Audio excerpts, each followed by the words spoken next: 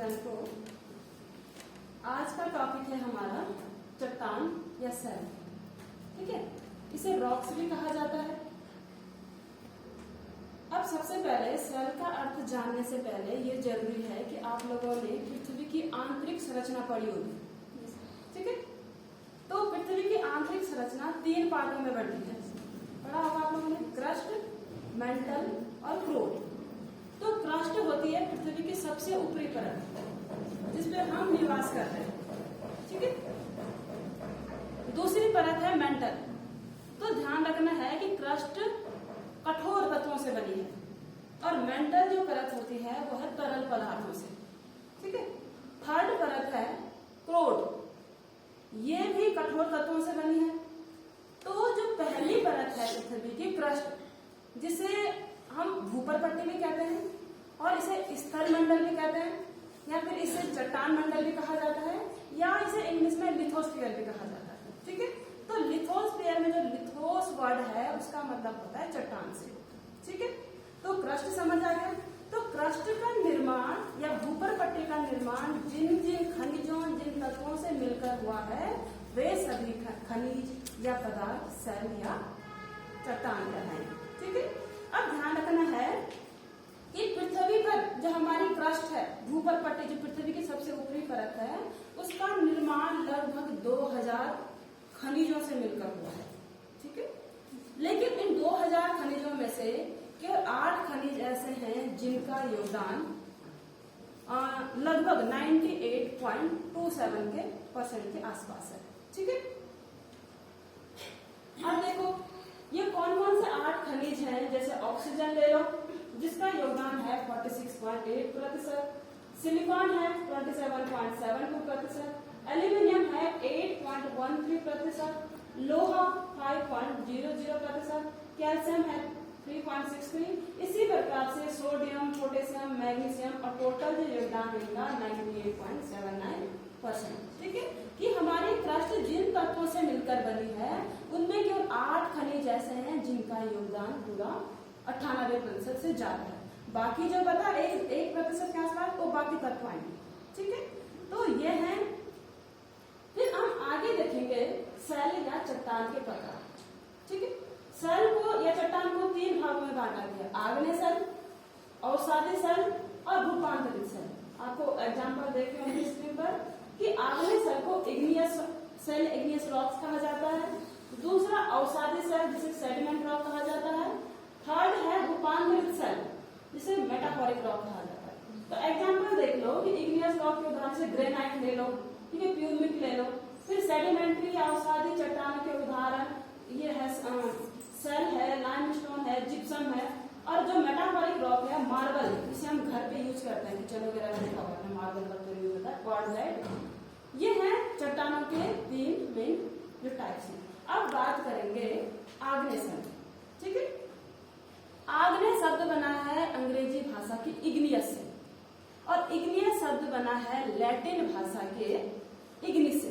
तो इग्निस का मतलब होता है आग। ठीक है, अब आग का मतलब है कि ऐसी चट्टानें जिनका निर्माण आग से हुआ है। अब यहाँ पर ये वैसी वाली आग नहीं होगी कि अब देखो इसे पूरा प्रोसेस समझो कि जब ज्वालामुखी विस्फोट होता है, ठीक है, ज्वालामुखी विस्फोट होने से पृथ्वी के आंतरिक भाग से तरल मैग्मा पृथ्वी के ऊपर आता है।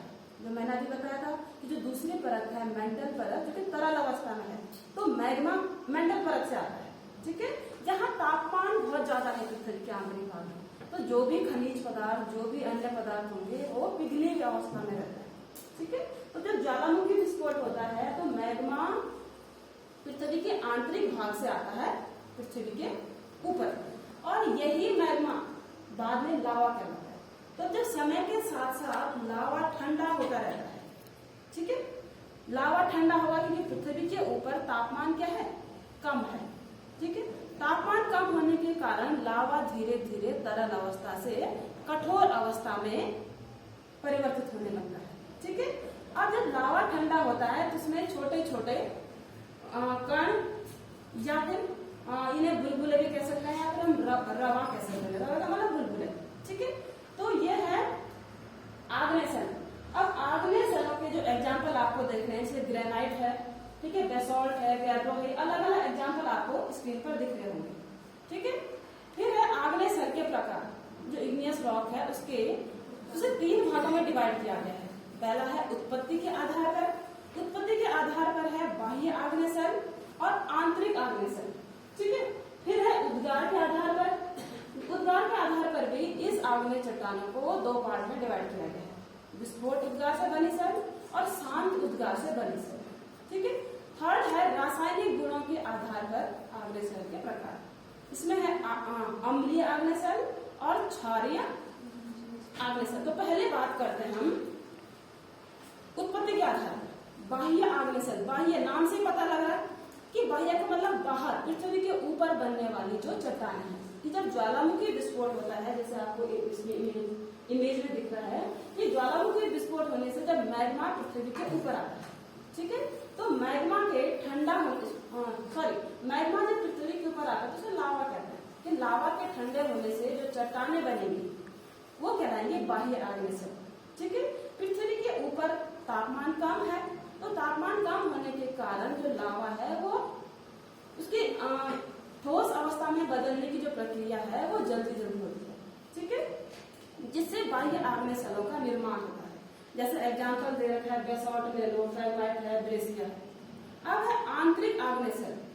ठीक है, आंतरिक का मतलब अंदर, कि जब ज्वालामुखी विस्फोट जब होता है तब जो मैग्मा है, तो मैग्मा का कुछ पार्ट ऐसा है जो पृथ्वी के ऊपर ना आकर आंतरिक भाग में जो चट्टाने हैं उनमें ही अटक कर रह जाता है। तो इससे जो चट्टाने बनेंगी, क्योंकि आंतरिक भाग में चट्टानों में जो मैग्मा रहा वो भी समय के साथ साथ ठंडा होगा और उससे जो चट्टाने बनेगी उन्हें आंतरिक आग्नेय सर कहेंगे। मतलब अंदर, पृथ्वी के अंदर जो चट्टाने बनती है, जिससे ग्रेनाइट और डोलोराइट। ठीक है, जैसे आपको इमेज में दिख रहा है कि जो रेड कलर का दिख रहा है क्या है, मैग्मा। तो कुछ मैग्मा को पृथ्वी को फाड़कर ऊपर आया, उनसे बनेंगी बाह्य आग्नेय चट्टाने, और कुछ मैग्मा ऐसा है जो पृथ्वी के अंदर ही रहेंगी, जैसे आपको दरारों में दिख रहा होगा। ठीक है, उससे बनेगी आंतरिक आग्नेय सर। तो चट्टानों के अंदर रहने से इन आग्नेय सरों की आकृति में भी विभिन्नताएं देखने को मिलेंगी। ठीक है, जिन्हें बैथोलिक, लैकोलिक या फिर डाइक या सिल नाम से जाना जाता है। ठीक है, इसमें दूसरा है उद्गार के आधार पर विस्फोट और उद्गार। विस्फोट नाम से ही लग रहा है कि जब ज्वालामुखी विस्फोट बहुत तेजी से होगा। ठीक है, कि यदि ज्वालामुखी जो फटने की जो गति है यदि वो बहुत ज्यादा होगी तो पृथ्वी की परत को फाड़कर बाहर आएगा। ठीक है, तो उससे जो चट्टाने बनेंगी उसे कहेंगे कि विस्फोटक उद्गार से बनी सेल, इन्हें हम ज्वालामुखी चट्टान कहेंगे। ठीक है, तो ज्वालामुखी फटने से जो बड़े बड़े आपको ब्लैक कलर के पदार्थ दिख रहे होंगे इन्हें बॉम्ब नाम से जाना जाता है, और जो बिल्कुल छोटे पदार्थ होंगे उन्हें लैपिनी नाम से जाना जाता है। ठीक है, और ज्वालामुखी विस्फोट से जो धुआं टाइप का दिख रहा है उसे ज्वालामुखी धूल नाम से जाना जाता है। सेकंड है शांत उद्गार से बनी सेल।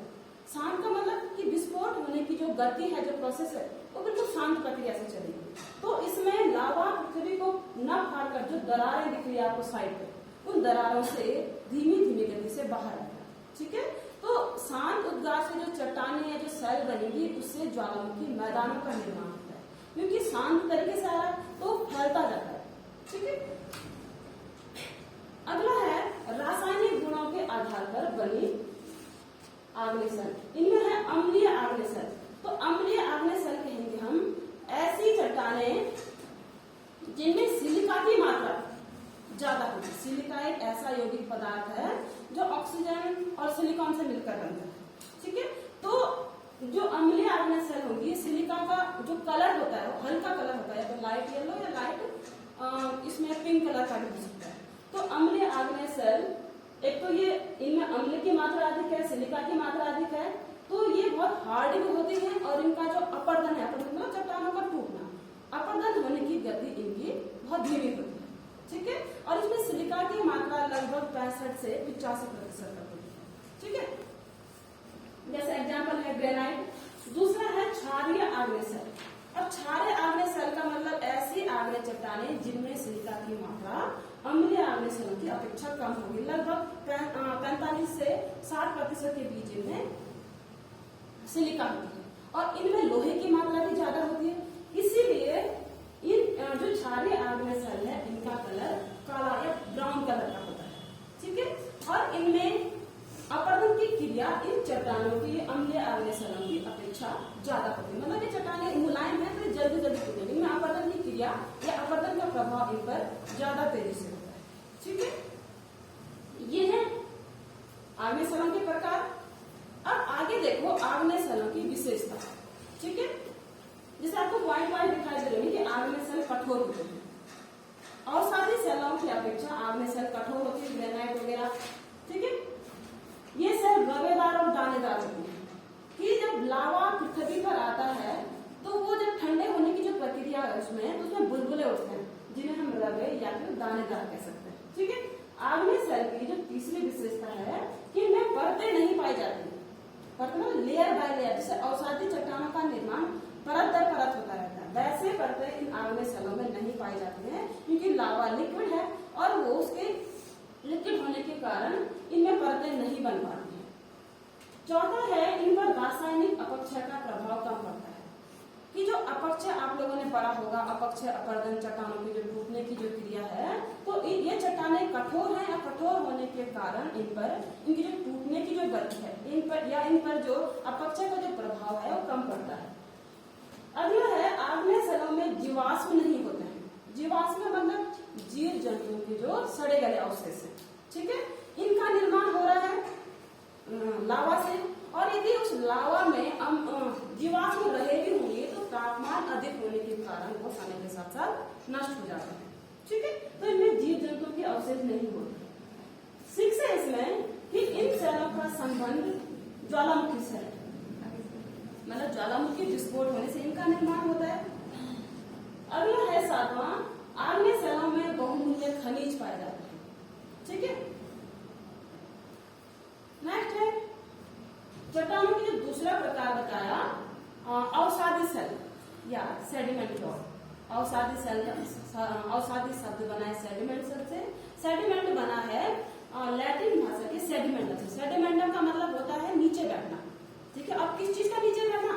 अवसादों का। अवसाद का मतलब मलबा, ये पत्थर, कंकड़ पत्थरों के बारीक चूर्ण हो सकते हैं, जीव जंतुओं के अवशेष हो सकते हैं। तो जो मलबा है, इस मलबे के जो नीचे बैठने की जो प्रक्रिया है उससे अवसादी स्थलों का निर्माण होता है। ठीक है, अब ये अवसादी स्थल आग्नेय और रूपांतरित या फिर अवसादी स्थलों के टूटने से ही इनका निर्माण होता है। ठीक है, अवसादी स्थलों का जमाव परतों के रूप में होता है। अब इससे पहले डिटेल में समझो कि यदि यांत्रिक क्रिया या फिर भौतिक क्रिया या रासायनिक क्रिया से यदि चट्टानें टूटेंगी, ठीक है, जैसे मैंने तुम्हें पहले ही पढ़ाया था कि अधिक ताप या अधिक सूर्य के कारण या ठंड के कारण चट्टानों में फैलाव और सिकुड़न होती रहती है। ठीक है, जिस कारण समय के साथ साथ चट्टानें कमजोर होने से या फिर यदि गर्म चट्टानों पर पानी या बारिश की बूंद पड़ जाए तो चटक जाती है, तो चट्टानें धीरे धीरे कमजोर होकर अपने स्थान पर बिखर कर रह जाते हैं और समय के साथ साथ वो बारीक चूर्ण में बदलेंगे। तो जो वायुमंडल के कारक हैं, जैसे नदी ले लो, हवा है, समुद्री लहरें, हिमानी है, ये कारक क्या करते हैं, उस चट्टानों के चूर्ण या मलबे को एक स्थान से बहाकर या उड़ाकर किसी दूसरी जगह पर परत बाय परत तह के रूप में जमा कर दिया। ठीक है, एक परत के ऊपर दूसरी परत जमा होती, जिस कारण इन परतों में दबाव पड़ने लग जाता है। दबाव पड़ने के कारण ये परतें आपस में संगठित या मतलब जुड़ जाती है। ठीक है, इनमें मजबूती आ गई जिससे अवसादी स्थलों का निर्माण होगा। अवसादी जो अवसाद है वो तो बिल्कुल बारीक चूने के रूप में होता है, जैसे चिकनी मिट्टी या रेत, बजरी देखी होगी आप लोगों ने। ठीक है, तो इसके एग्जाम्पल हैं बलुआ पत्थर या चूना पत्थर। जैसा आपको इस इमेज में दिख रहा है, परत बाय परत दिख रहा है ना, तो ये परतें समय के साथ साथ बनी, पहले एक परत बनी फिर दूसरी परत बनी, तो इन्हें बनने में हजारों साल लगे होंगे। ठीक है, और परत बाय परत जमने से इनमें मजबूती आ जाती है। ठीक है, जैसे यदि हम भारत का उदाहरण लें तो भारत में जो गंगा का मैदान है या फिर जो ब्रह्मपुत्र का मैदान है उसका निर्माण इन अवसादी स्थलों से हुआ है। ठीक है, अगला है अवसादी स्थलों के प्रकार। अब इसे भी 3 प्रकारों में बांटा गया है। यांत्रिक रूप से निर्मित जो भौतिक क्रियाओं द्वारा बनेगी, कार्बनिक रूप से निर्मित और रासायनिक रूप से निर्मित। ठीक है, तो यदि हम यांत्रिक क्रिया से देखें तो इसमें जो मैंने पहले बताया कि ताप, दाब, सूर्य की गर्मी ले लो, बारिश ले लो, इनके कारण चट्टानें कभी कभी कमजोर होकर टूटने लगती है। अभी मैंने पहले भी बताया था। तो ये चट्टानों के जो चूर्ण है वो नदी, पानी वगैरह या फिर हवा के द्वारा किसी एक जगह से दूसरी जगह पर उड़ा के यार बहाकर ले जाएंगे और परत बाय परत जमने से या फिर ये जो मलबा है या जो चूर्ण है वो या फिर नदी के तल पर या किसी झील में या नदी के किनारों पर समय के साथ साथ जमा होता रहेगा। ठीक है, जिससे बनेंगे कि जैसे बलवा पत्थर ले लो, चूना पत्थर ले लो। ठीक है, तो एग्जाम्पल यहाँ पे देखो कि ये जो रेड कलर का दिख रहा है नीचे, ये बलवा पत्थर का उदाहरण। ठीक है, बगल में चूना पत्थर, उसके बगल में कोयला है, फिर आगे पोटास और ऊपर है लुइस का मैदान। तो ये सारी जो तुम्हें इमेज दिख रही है ये अवसादी स्थलों के एग्जाम्पल है। ठीक है, अगला बता रहा है यहाँ पे कार्बनिक रूप से निर्मित। तो कार्बनिक रूप से निर्मित है कि ऐसी चट्टानें जिनमें जीव जंतुओं के अवशेष पाए जाते हैं। ठीक है, या पेड़ पौधों के सड़े गले अवशेष। तो जिन चट्टानों में जीव जंतु या फिर पेड़ पौधों के अवशेष होंगे उन्हें हम कहेंगे कि कार्बनिक रूप से निर्मित। ठीक है, थर्ड है इसमें रासायनिक पदार्थों द्वारा निर्मित है कि यदि बहते हुए जल के साथ कभी कोई रासायनिक पदार्थ मिल जाए और रासायनिक पदार्थों से युक्त जो ऐसा पानी जिसमें रासायनिक पदार्थ है, यदि उस पानी का संपर्क चट्टानों में जो खनिज पदार्थ पाए जाते हैं, यदि ऐसे पानी का संपर्क चट्टानों से हो तो चट्टानों के जो घुलनशील तत्व होंगे, इसे चूना देखा होगा आपने, पानी में डालो तो बुलबुले के रूप में पिघलने लगता है। ठीक है, तो इस प्रकार के चट्टानों के पिघलने से या उनकी परत बाय परत जमने से रासायनिक चट्टानों का निर्माण होगा, जिससे पोटास या चूना पत्थर एग्जाम्पल बता रखे हैं यहाँ पर। ठीक है, अगला है अवसादी स्थलों की विशेषता। अवसादी पहली विशेषता है कि अवसादी स्थलों में परतें पाई जाती हैं, परत बाय तह के रूप में, लेयर बाय लेयर।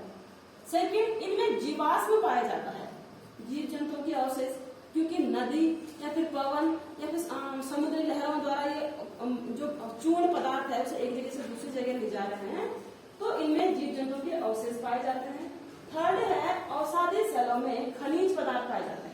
ठीक है, जैसे प्राकृतिक गैस है, कोयला है, जो नेचुरल गैस होती है, ये हमें इन्हीं अवसादी स्थलों से प्राप्त होता है। ठीक है, अगला है अवसादी स्थलों का निर्माण आग्नेय स्थलों के टूटने से होता है कि आग्नेय स्थलों पर जब अपक्षय अपरदन का प्रभाव पड़ेगा तो उनके टूटने से जो चूर्ण बनेगा उनका योगदान भी अवसादी स्थलों के निर्माण में होता है। ठीक है, ये स्थलें मुलायम और कोमल होती है। मुलायम का मतलब कि इनकी जो पकड़ या जो जोड़ है वो आग्नेय स्थलों की अपेक्षा कम होती है। ठीक है, जिस कारण ये आसानी से टूट भी जाएंगे। और इन स्थलों में जो छिद्र पाए जाते हैं उनमें पानी भी आसानी से अंदर प्रवेश करता है। अगला है कि अवसादी चट्टानों का निर्माण चट्टान चूर्ण या जीव जंतु वनस्पति के समूहन से होता है। जैसे मैंने पहले बताया कि इन चट्टानों का निर्माण जीव जंतुओं के अवशेष या चट्टानों के टूटने से होता है। अब ये है कि भूपृष्ठ, हमारी पृथ्वी की जो परत है इसे क्रस्ट कहते हैं, तो इसका लगभग 75% भाग अवसादी स्थलों से बना है। ठीक है, अब ध्यान रखना, एक लाइन पहले मैं बताना भूली कि आग्नेय चट्टानों को मूल चट्टान या फिर इन्हें जनक चट्टान भी कहा जाता है, फादर। ठीक है, कि जब पृथ्वी सबसे पहले जब पृथ्वी का निर्माण हो रहा था तो पृथ्वी तप्त अवस्था में थी, तो उस समय जो चट्टानें बनी होंगी वो आग्नेय चट्टानें सबसे पहले बनी थी। तो आग्नेय चट्टानों को कहा जाता है जनक स्थल। और इन और यदि हम पृथ्वी का संपूर्ण एरिया देखें तो इसमें सबसे ज्यादा जो क्षेत्रफल है वो अवसादी स्थलों का है। ठीक है, अवसादी स्थलें संगठित होती है। संगठन का मतलब एक दूसरे से जुड़ाव होता है, और जुड़ाव कैसे हो रहा है? परतों के तह के रूप में जमने से। नेक्स्ट है अवसादी स्थलों में संधियां और जोड़। संधियों का मतलब होता है जहां पर दो परतें एक दूसरे से मिलती है।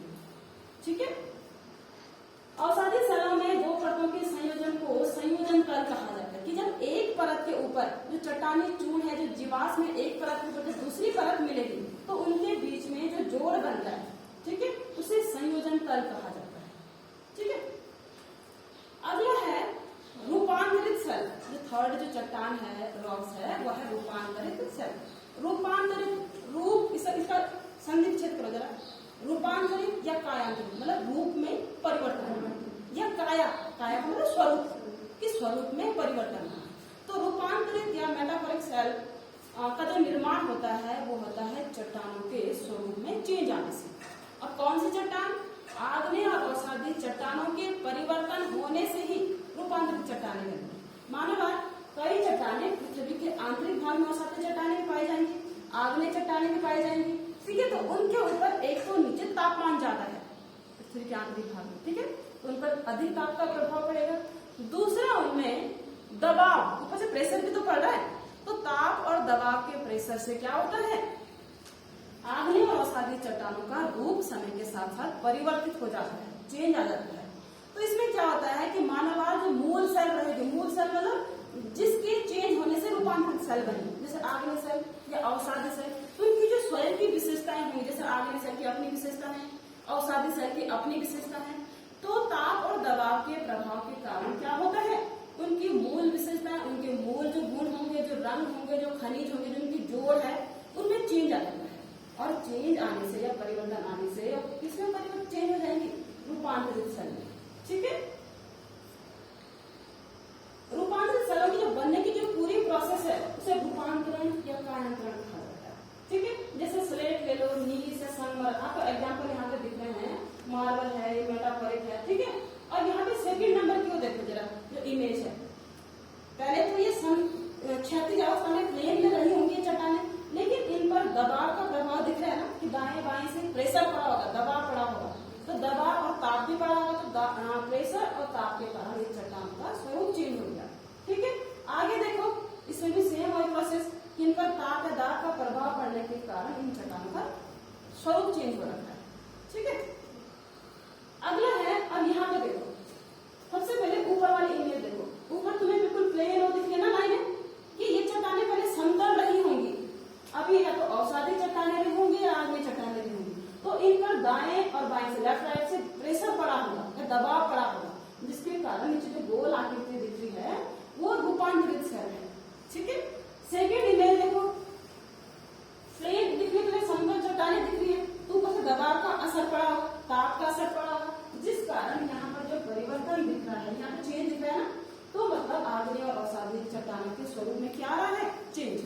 ठीक है, थर्ड देखो उधर, कि जो पहले ही चूना पत्थर जो ऊपर और नीचे दिख रहा है तुम्हें, वो चूना पत्थर है, ताप दबाव के कारण चूना पत्थर किसमें चेंज हो गया, संगमरमर में। ठीक है, अब यहाँ पर देखो कि कौन सी मूल चट्टानें हैं, और इन चट्टानों पर जब ताप और दाब का असर पड़ता है तो किस किस चट्टान का निर्माण होता है, जैसे चूना पत्थर दिख रहा है आपको। ठीक है, चूना पत्थर एग्जाम्पल है अवसादी सेलों का, और चूना पत्थर पर जब चेंज आया, इसमें ताप दाब का असर पड़ा, तो ये चेंज होकर बना संगमरमर। ठीक है, डोलोमाइट नीचे अवसादी सेलों का उदाहरण है, चेंज होकर बना संगमरमर। थर्ड है बलवा पत्थर, ये भी अवसादी सेलों के उदाहरण है। क्वार्टजाइट सेल, सेल बना स्लेट, और जो स्लेट है, स्लेट पर भी यदि ताप और दाब का असर पड़ेगा तो फाइलाइट में चेंज हो जाएगा।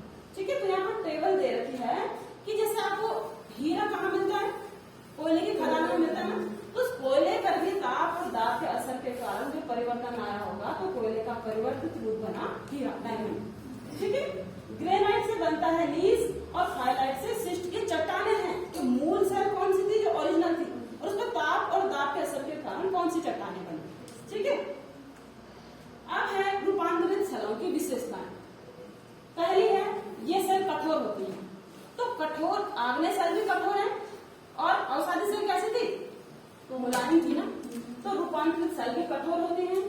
इन सेलों की संरचना अरंध्र होती है, अतः इनमें जल प्रवेश नहीं करता है। इसका मतलब कि इन सेलों की जो बनावट है, इनकी जो कण है, वो आपस में बिल्कुल ऐसी बनावट होगी कि उनमें पानी प्रवेश नहीं कर पाता, छिद्र नहीं है मतलब उनमें। ठीक है, थर्ड है, ये सेल रवेदार होते हैं, बुलबुले या दानेदार होते हैं। इनमें जीवाश्म नहीं पाए जाते हैं, जीव जंतुओं के अवशेष इनमें नहीं होते हैं। फिफ्थ है इसमें कि रूपांतरित सेल का यदि हम फादर कहें, रूपांतरित सेल किन चट्टानों के परिवर्तन होने से बनी, आग्नेय और अवसादी सेलों में जो चेंज आया उससे भी रूपांतरित सेल बने। ठीक है, इन सेलों में खनिज पदार्थ पाए जाते हैं, जैसे हीरा, चांदी वगैरह, तो खनिज पदार्थ लगभग तीनों चट्टानों में पाए जाते हैं। ठीक है, अब देखो ये है रॉक साइकिल की चट्टानों की, जो अभी तक मैंने बताया सब बनने की प्रोसेस क्या है। पहले देखो यहाँ पर छोटा सा जो ज्वालामुखी दिख रहा होगा, मैग्मा, ज्वालामुखी विस्फोट हुआ पृथ्वी पर, मैग्मा जब ऊपर आया उसे लावा कहते हैं। फिर लावा के ठंडे होने से आगे देखो जो ब्लैक कलर का इग्नियस रॉक, आग्नेय चट्टान बनी। फिर आग्नेय चट्टानों पर वायुमंडल के कारकों का प्रभाव पड़ा, जैसे यांत्रिक अपक्षय का, रासायनिक जो टूटी होंगी वो चट्टानें, टूटने के कारण चट्टानें अपनी जगह बिखर कर रहेगी, छोटे छोटे टुकड़े। ठीक है, तो जो अवसादी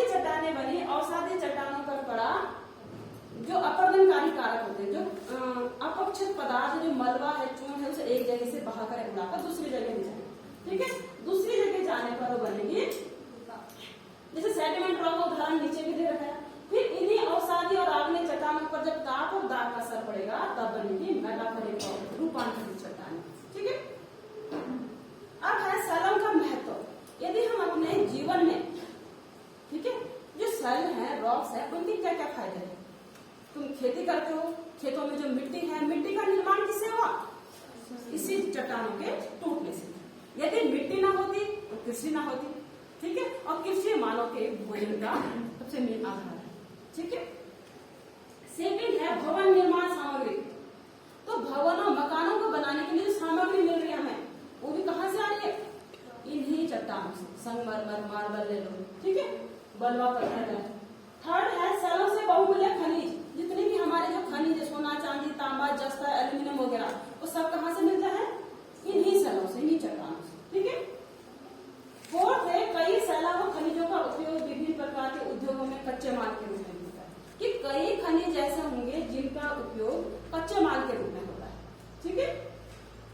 ग्रेफाइट का उपयोग सुरमा, पेंसिल, जैसे ग्रेफाइट एक ऐसा खनिज है जो कच्चे माल के रूप में यूज होता है और उससे बनता है पेंसिल। पेंसिल की जो ब्लैक कलर की नोक होती है ना आगे से, या फिर सुरमा, काजल। 6 है इसमें ईंधन, कोयला, पेट्रोल, प्राकृतिक गैस, जितने भी नेचुरल गैस हैं, ईंधन है, कोयला है, जो ऊर्जा के स्रोत हैं, ये कहाँ से मिलते हैं? इन्हीं खनिजों से, अवसादी सेलों से। ठीक है। अगर मान लो कोई पूछता है कि कोयला का जो है, कोयला या फिर जो नेचुरल गैस है, उसका स्रोत कहाँ है, कहाँ से मिलता है? तो ये मिलती है इन्हीं सेलों से। मेन है अवसादी सेल। ठीक है। उर्वरक भी सेलों से प्राप्त होता है। और जो फास्फेट उर्वरक होता है जो खेतों में यूज हो रहा है, वो भी कई उर्वरक ऐसे हैं जो इन्हीं सेलों से हमें उपलब्ध होते हैं। ठीक है। तो ये था पूरा रॉक साइकिल। चट्टानें कैसी बनती हैं, चट्टानों के प्रकार कौन कौन से हैं, क्या क्या महत्व है, अभी तक हमने पढ़ा। अब ये बताओ, आपको डाउट है कहीं पर या कुछ क्वेश्चन पूछना है तो पूछो। मेंटल परत किसे कहते हैं? मैंने तुम्हें बताया था कि पृथ्वी की आंतरिक जो संरचना है 3 पार्ट में बांटी है। सबसे ऊपर क्रस्ट, फिर नीचे दूसरी परत मेंटल और थर्ड परत है क्रोड। तो क्रस्ट परत ठोस अवस्था में है। क्रस्ट को स्थल मंडल, जल मंडल में बांटा गया है। तो जो दूसरी परत है मेंटल, जो तरल अवस्था में है। ठीक है। कि ज्वालामुखी विस्फोट जब होता है तो ये लावा या मैग्मा जो बाहर आता है पृथ्वी के ऊपर, वो इसे मेंटल परत से आता है। ठीक है। तो पृथ्वी की आंतरिक संरचना जो दूसरी नंबर की परत है वो मेंटल परत है। ठीक है। और रूपांतरित सेल का निर्माण कैसे हुआ? रूपांतरित सेल बनती है आग्नेय और अवसादी सेलों पर ताप और दाब के असर के कारण। रूपांतरित मतलब रूप के चेंज होने से, उसके काया के स्वरूप में परिवर्तन आने से। अब परिवर्तन कैसा आ रहा है? अधिक ताप और अधिक दबाव के कारण। ठीक है। और कौन है जिसको भी पूछना है? आग्नेय सेल के उदाहरण बताइए। आग्नेय सेल के जो एग्जाम्पल अभी मैंने बताए थे, जैसे ग्रेनाइट या बेसॉल्ट। ठीक है। और बस हो गया। अवसादी सेल का महत्व बताइए। अवसादी सेलों से जो नेचुरल गैस मैंने अभी बताया, जैसे कोयला है, आपके गाड़ी में जो पेट्रोल वगैरह जो यूज होता है, तो अवसादी सेलों से हमें विभिन्न प्रकार के जो गैस हैं, खनिज मिल रहे हैं। ठीक है। अवसादी सेलों से जो खेतों में जो मृदा है, मिट्टी है, उसका निर्माण हो रहा है। ठीक है।